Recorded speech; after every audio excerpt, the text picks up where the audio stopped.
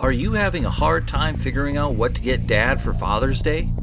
You should check out Row 1 Brand's Vintage Pictorum Gallery. They have America's best sports art.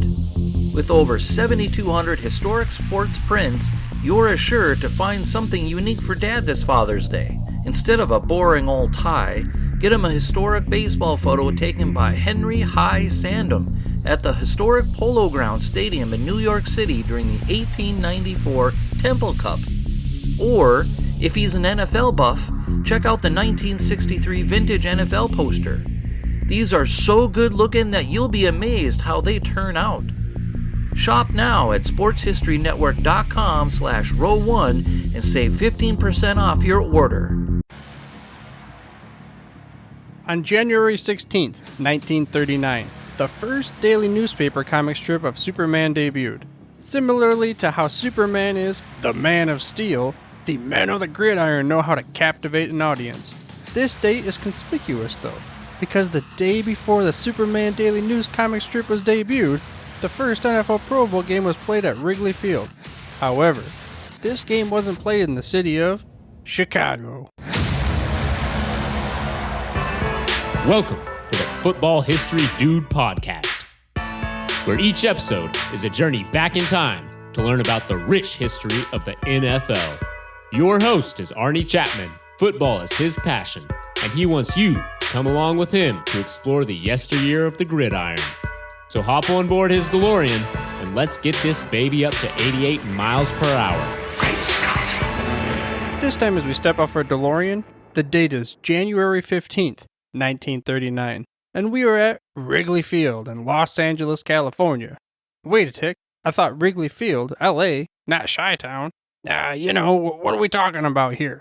I was convinced that Wrigley Field was in Chicago, the Cubs and all that kind of thing, and I had to look it up myself.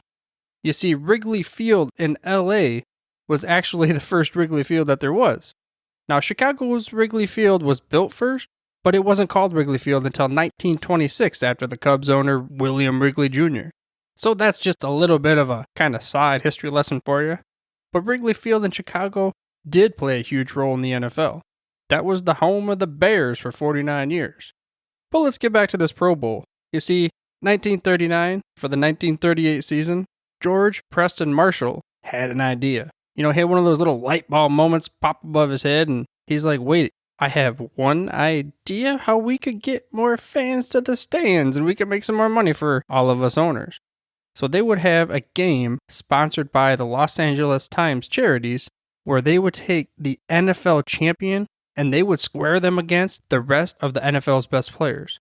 So this first game, the 1939 Pro Bowl, they would also on the All-Stars team have 5 members from 2 Pacific Coast teams, which California, it was growing popularity at the time, so there was another way to kind of boost the intrigue of the NFL in the area and that kind of thing.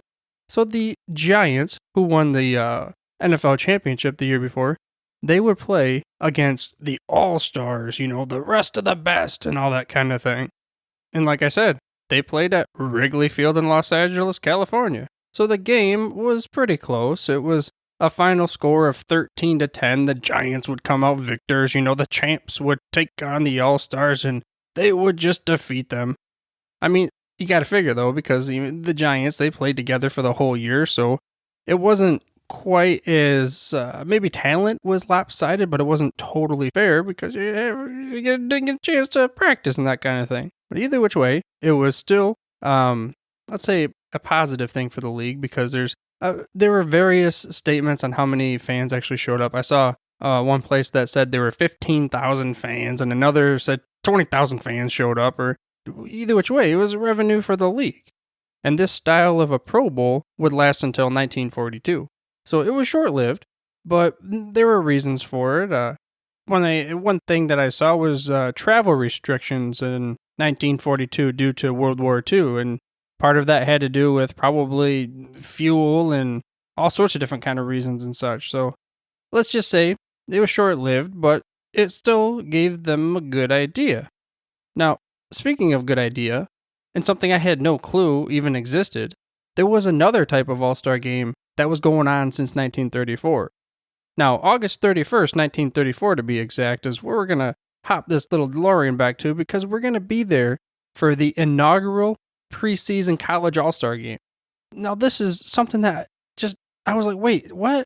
The previous year's NFL champion would face off against the just graduated college all-stars. I mean, this would end up lasting until July 23rd of 1976. I'm like, that's a long time to have this type of professional versus college game. I'm like, to me now, it just blows my mind. What's the point, you know? At the time, it wasn't really that far-fetched. And this annual game would be known as the Chicago Charities College All-Star Game. It was pretty popular for the tenure, you know, for those 42 years that it was there. Like I said, I had no idea that it existed. I mean, the risk of injury, why would you even do this? I mean, I was just thinking, also, how could a bunch of college players beat a championship professional team? It just doesn't make sense, right? Well, au contraire. Because if you remember from previous episodes, the 1920s and 1930s, now college was still more popular than the professional ranks. So many of the top college players, they didn't even opt to play professional football. They're like, got my degree, I'm out. Good to go. So for the first 5 years of this All-Star game, the college All-Stars actually beat the champions of the NFL 2 different times, then they would tie 2 different times, and the NFL champions only beat the college All-Stars 1 time. I mean, this just boggled my mind. But then it made sense when I just started thinking about how the top college players often would opt out to not even play professional football.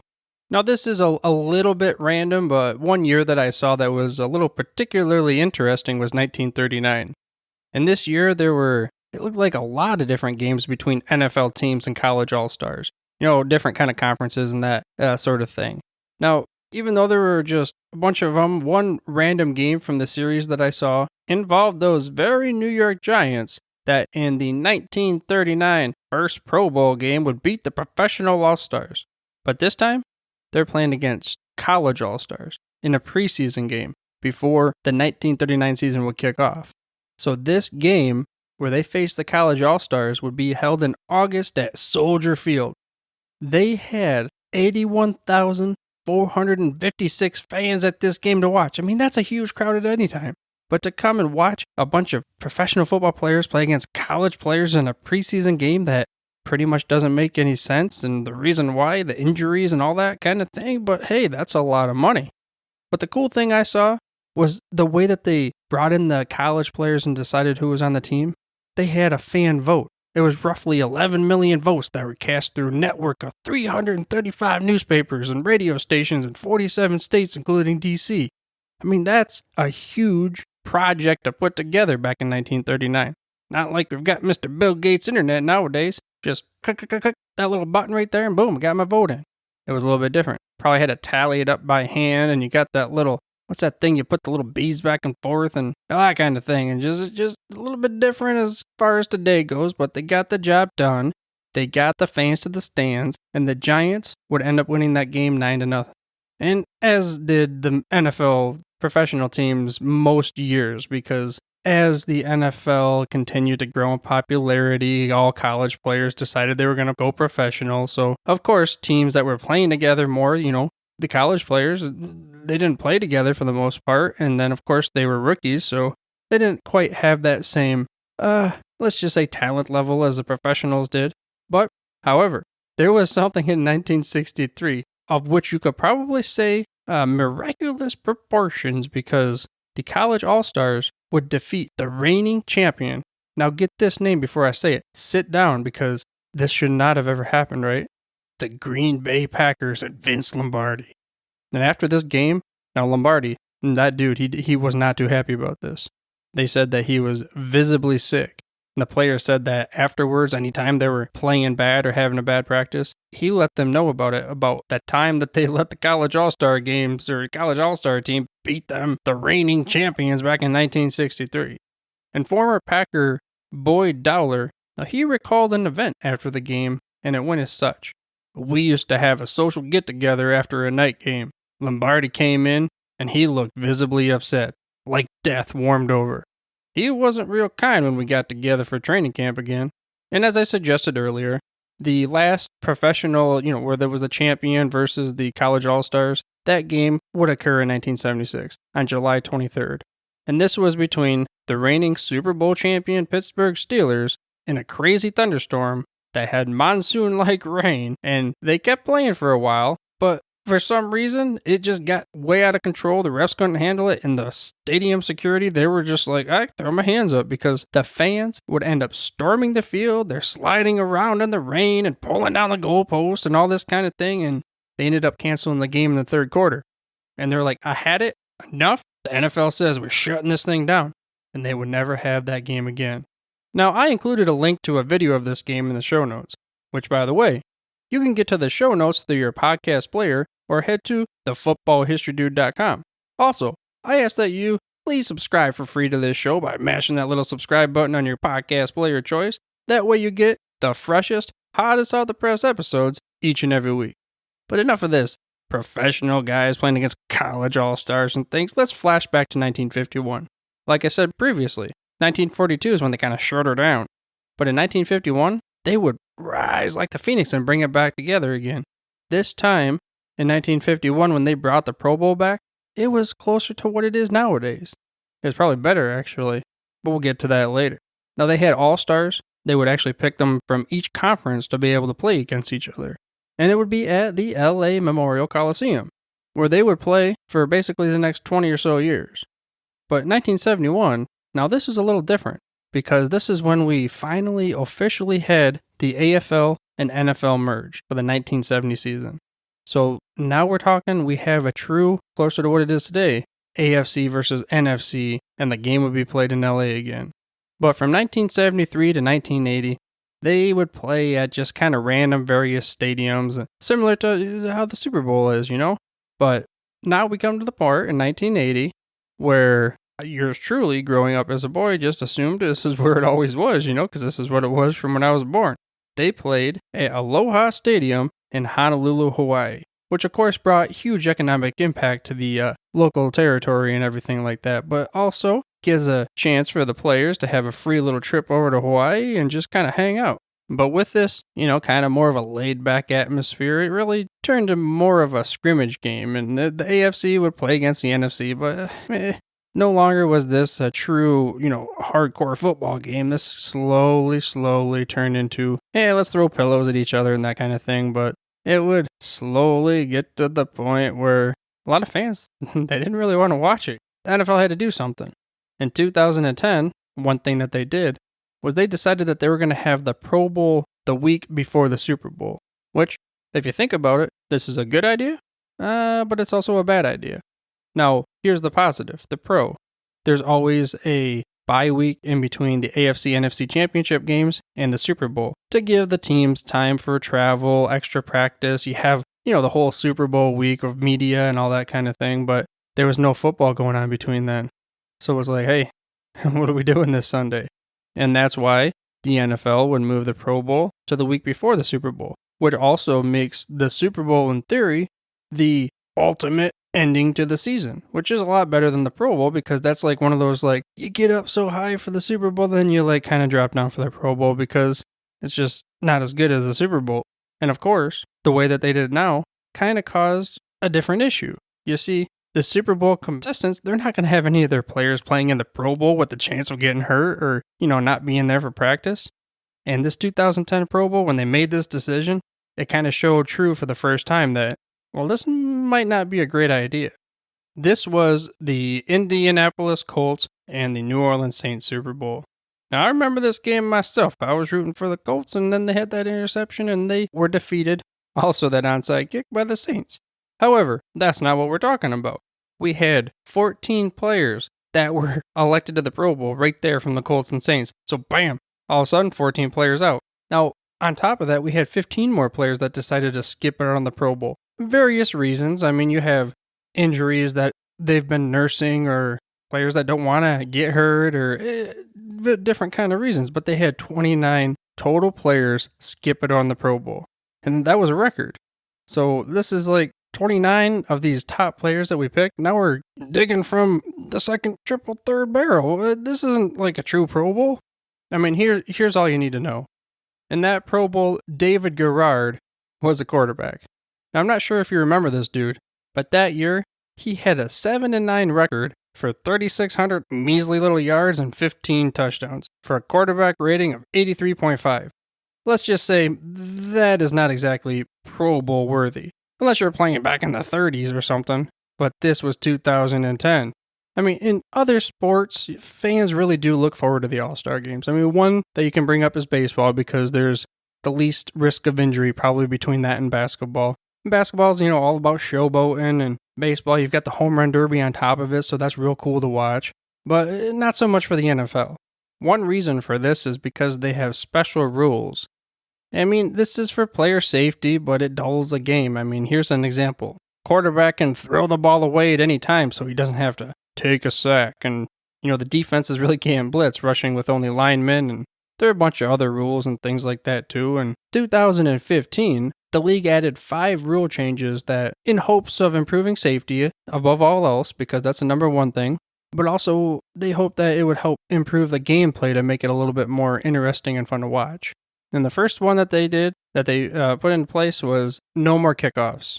Then they also made the uprights a little bit more narrow, always got to get these kickers and you got to screw them over and that kind of thing. But hey, you made the Pro Bowl. You're supposed to be one of the best at the game, so just shut up and quit crybabying. They added more timeouts, and they added more 2-minute warnings. Now, the purpose of these were to entice the 2-minute offenses, so there's more action at the end of the games, and the more timeouts so you could make different kinds of plays and that, just make it so that it's a little bit more pass happy. Now, a goofy game timing rules is something else too. For example, if there's 2 minutes to go in any quarter or less, and a team calls a run play, and they fail to gain a yard, the clock stops, like it's an incomplete pass. And again, trying to promote the game flow as far as excitement and points, and because, it's not really going to be a defensive struggle because of the style of play that you're going to have. But it was the NFL's attempt, as they always do, to kind of try to create more of a fan experience. Which brings us back to the location of the Pro Bowl, where it was played in Hawaii from 1980 until 2016.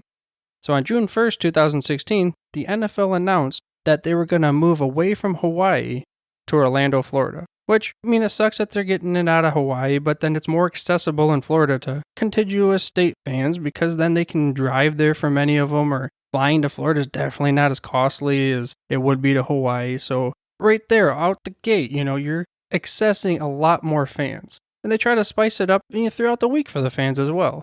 And one thing that they did a few years for the Pro Bowl was they had an unconference type of game where they had former Hall of Fame players, which were considered like the captains, and they'd be like, back in the backyard or playing dodgeball, and they'd pick their teams, and you go and I get my receiver, you get your quarterback, and hey, quit taking my guy. And, it's kind of like a fantasy football draft, but it was real. But they went back to the conference, and now it's the same, where it's the AFC guys versus the NFC guys. And currently, the Pro Bowl week is in Orlando at ESPN Wide World of Sports Complex. And this year, it's going to run from January 23rd through January 26th. Which, by the way, January 23rd, that's the day this episode releases. So if you're listening, better get over to Orlando. You only got a couple more days, because they got a bunch of events going on there. For instance, you can watch Pro Bowl practices. They have the Skills Showdown, NFL Flag Championships, Celebrity Flag Football Game, and many more. Then, of course, afterwards, you got to go watch the game on that Sunday. And speaking of the game, this year, a little bit of an enticement to make the game a little bit more competitive. The winning team, each player, they will get $67,000 game check. The losing team still gets paid for $34,000 a head. But if you win, you get a little bit of bump there. And we didn't really talk a whole lot about how the players get voted, but it's transformed throughout the years. In the past, it was nothing but coaches and administrators or team owners, and then there was, some fan involvement, and now it's just a lot more, let's say, engaging for the fans. There's different ways that you can vote. There's the internet, for instance. In 1995, the NFL was the first professional sports league to offer online voting for your favorite players in the All-Star game, and just different kind of innovative ways that they've been able to get fans involved. For instance, right now, it looks like next year, that is, because it's already been voted upon. But if you use the hashtag Pro Bowl vote and the Twitter deal, you'd be able to vote for your favorite player, and that's throughout a specific time. So next year, keep an eye out for that. But ultimately, even though you do vote, there is a combination. It's not just fans' votes. It's a combination of fans voting, the coaches, and players to determine the all-stars for the particular season that you're in. And it should be that way. It shouldn't just be fans, because a lot of players may go fantasy football, but let's just think about it. Yeah, you might have a great fantasy football season, but at the same time, there are a lot of players that have mediocre fantasy football seasons, but they really contributed to the success of the team a heck of a lot more than a few stats in the box there. But with that being said, the Pro Bowl game may have devolved into a meaningless game that many NFL fans and players do not take as seriously as it used to be back in the day, but this doesn't mean the game is something that is totally pointless. The city of Orlando also begs to differ, with more than $40 million economic impact for the city during this week. The players also care, because being selected to the Pro Bowl means that you're one of the best at your position in the entire NFL. I hope you enjoyed this week's episode of the Football History Dude and were able to gain some knowledge nuggets about the history of the Pro Bowl. In the upcoming episode, we're going to head back to learn about that first Super Bowl ahead of this year's Super Bowl coming up. But for now, dudes, I'm through if you're through. Thank you for listening to this episode of the Football History Dude. To make sure you're the first to get the next episode, please subscribe on your podcast player of choice and head on over to thefootballhistorydude.com for the show notes and more information on the history of the NFL. And remember, dudes, where we're going, we don't need roads. We here at the Sports History Network proudly partner with 26 podcasts, all revolving around the history of sports. But did you know that many of our hosts were sports history authors way before they started their shows? It's true. We've got Joe Ziemba, host of When Football Was Football, Joe Zagurski, host of Pro Football in the 1970s, Mark Morthier, host of Yesterday Sports, Tommy Phillips, host of Lombardi Memories, and Scott Adamson, co-host of From the 55-Yard Line. All these authors have many books for you to choose from. To check them out, go to our website at sportshistorynetwork.com/sportshistorybooks. Pick up your copy today. Soundtrack provided by Kevin MacLeod of filmmusic.io.